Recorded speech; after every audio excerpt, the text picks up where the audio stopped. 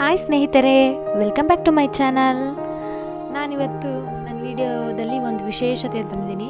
ಏನಪ್ಪ ಅದಂದರೆ, ಹಳ್ಳಿ ಜೀವನ ಯಾವ ರೀತಿ ಇರುತ್ತೆ, ಹಳ್ಳಿ ಯಾವ ರೀತಿ ಬೆಳೆ ಬೆಳೀತಾರೆ, ಹೇಗೆ ಬೆಳೀತಾರೆ ಅಂತ ನಿಮಗೆಲ್ಲ ತೋರಿಸೋಣ ಅಂತ ವಿಡಿಯೋ ತಂದಿದ್ದೀನಿ. ನೋಡ್ತಿರ್ಬೋದು, ನಾವು ಹೊರಟಿದ್ದೀವಿ.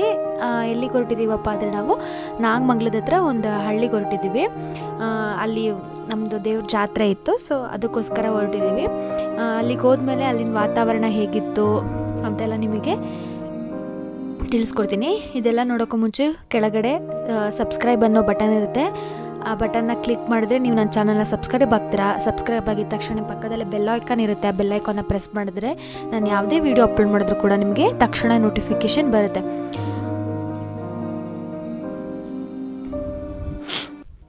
ನೋಡಿ, ನಾನು ಹೊಲಕ್ಕೆ ಕರ್ಕೊಬಂದಿದ್ದೀನಿ. ಇದು ಕೋಸಿನ ಗಿಡ. ಸ್ಟಾರ್ಟಿಂಗಲ್ಲಿ ಈ ಥರ ಇರುತ್ತೆ, ಎಲೆ ಕೋಸು ಅಂತಾರಲ್ಲ ಅದ್ರದ್ದು ಆ ಗಿಡ ಇದು. ಇದು ಬಂದ್ಬಿಟ್ಟು ಬೆಳ್ಳುಳ್ಳಿ.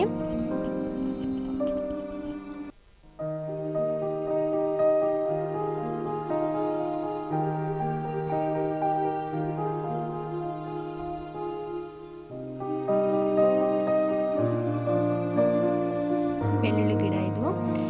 ಇದು ಈಗ ನೆಟ್ಟಿರೋಂತಹ ಕೋಸು, ನಾನು ಅವಾಗಲೇ ತೋರಿಸಿದ್ನಲ್ಲ, ಅದು ನೆಟ್ಟಿದ್ದು ಒಂದು ತಿಂಗಳು ಒಂದೂವರೆ ತಿಂಗಳಾಗಿರುತ್ತೆ. ಇದು ಈಗ ನೆಟ್ಟಿರೋಂಥ ಕೋಸು.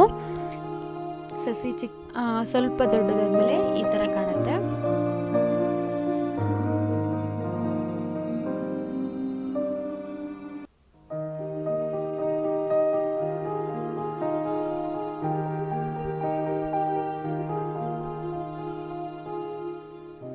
ಕೋಸಿನ ಎಲೆ ಇದು. ಇದು ಬಂದು ಮೂಲಂಗಿ.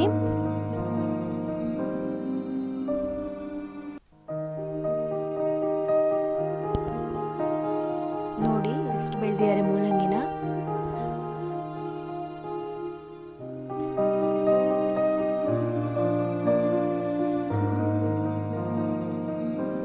ಇದು ಯಾವ್ದಪ್ಪ ಅಂದರೆ, ಸಬ್ಬಾಸ್ಗೆ ಸೊಪ್ಪಿರುತ್ತಲ್ಲ, ಅದನ್ನ ಹಾಗೆ ಬೀಜ ಆಗಾಗ ಬಿಟ್ಟಿದ್ದಾರೆ, ನೋಡ್ಬೋದು ನೀವು.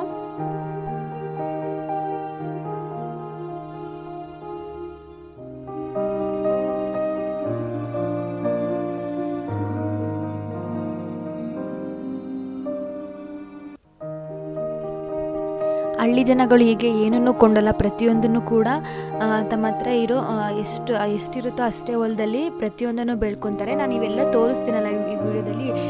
ಅರೌಂಡ್ ಟೋಟಲ್ ಇದೆಲ್ಲ ಒಂದು ಎಕರೆಗಿಂತನೂ ಕಮ್ಮಿ ಇದೆ ಜಾಗ, ಅದರಲ್ಲೇ ಇಷ್ಟೊಂದು ವೆರೈಟೀಸ್ನ ಬೆಳೆದಿದ್ದಾರೆ. ನೋಡಿ, ಇದು ದಪ್ಪ ಮೆಣಸಿನ್ಕಾಯಿ, ಇದು ಬಜ್ಜಿ ಮೆಣಸಿನ್ಕಾಯಿ ಅಂತೀವಲ್ಲ, ಅದು ಬಜ್ಜಿ ಮೆಣಸಿನ್ಕಾಯಿ ಇದು.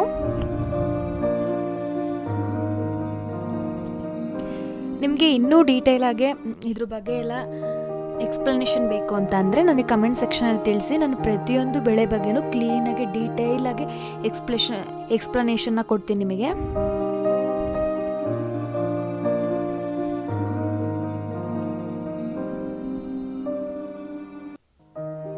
ಇದು ನೋಡಿ, ಕೋಸಿಗೆ ಹುಳ ಹತ್ತಿ ಈ ಥರ ಆಗಿದೆ. ಹುಳ ತಿಂದು ಕೋಸು ನೋಡ್ರಿ ಎಷ್ಟು ಹಾಳಾಗಿದೆ.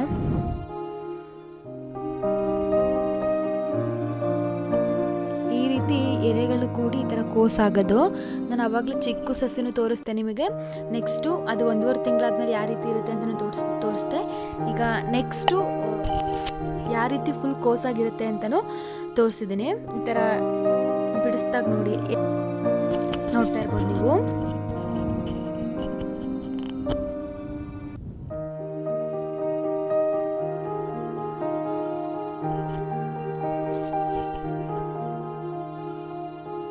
ಈ ಥರ ಮಿಶ್ರ ಬೆಳೆ ಮಾಡೋದ್ರಿಂದ ನಾವು ಆದಾಯ ಗಳಿಸ್ಬೋದು. ಸುಮ್ಮನೆ ಬರೀ ಒಂದೇ ಬೆಳೆ ಬೆಳೆಯೋದ್ರಿಂದ ನಮಗಷ್ಟು ಲಾಭ ಸಿಗೋದಿಲ್ಲ. ಈ ಥರ ಮಿಶ್ರ ಬೆಳೆ ಮಾಡೋದ್ರಿಂದ ಆದಾಯದ ಪ್ರಮಾಣ ಜಾಸ್ತಿ ಇರುತ್ತೆ.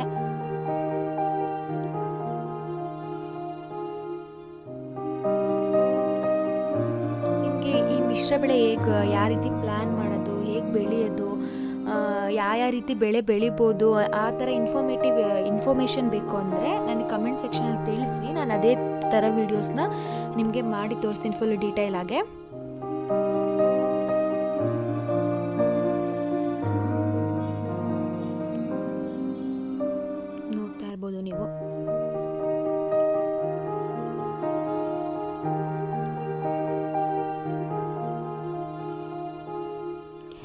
ಹಳ್ಳಿ ವಾತಾವರಣನೇ ಚಂದ. ಸುತ್ತ ನೋಡಿ, ಎಲ್ಲಿ ನೋಡಿದ್ರೂ ಗಿಡ ಮರಗಳೇ ಕಾಣ್ತಾ ಇರುತ್ತೆ, ನೋಡ್ತಾ ಇರ್ಬೋದು ನೀವು.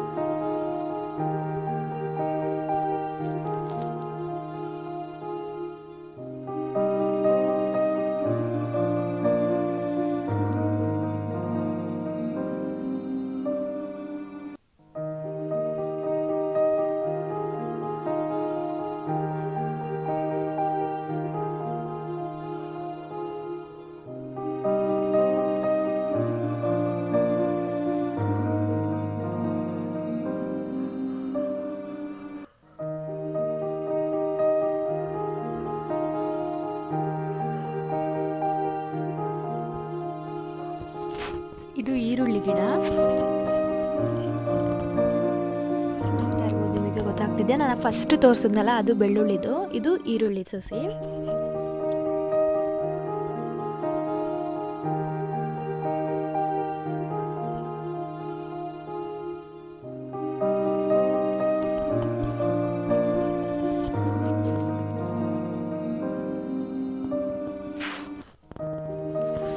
ಸೊಪ್ಪಂತೂ ಈ ಬೆರ್ಕೆ ಸೊಪ್ಪು ಅಂತೀವಲ್ಲ, ಆ ಥರ ಸೊಪ್ಪುಗಳಂತೂ ತುಂಬ ಇತ್ತು, ತುಂಬ ಚೆನ್ನಾಗಿತ್ತು.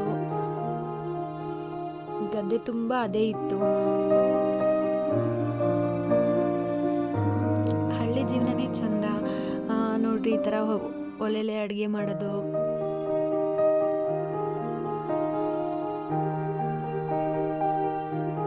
ಅವರೆಕಾಳು ತರಕಾರಿ ಎಲ್ಲ ಮಿಕ್ಸ್ ಪಲ್ಯ, ಇದು ತುಂಬ ಚೆನ್ನಾಗಿರುತ್ತೆ ಒಲೆಲೆ ಮಾಡಿರೋ ಅಡುಗೆನ ಊಟ ಮಾಡೋಕ್ಕೆ.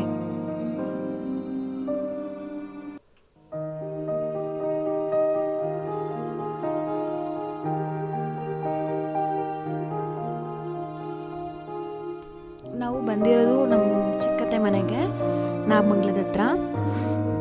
ರೊಟ್ಟಿಗೆ ಇಟ್ಟು ಕಲಸಿಟ್ಟಿದ್ದಾರೆ. ನೆಕ್ಸ್ಟ್ ಬರೋ ವೀಡಿಯೋಸು ಇನ್ನೂ ಡಿಫ್ರೆಂಟಾಗಿರುತ್ತೆ.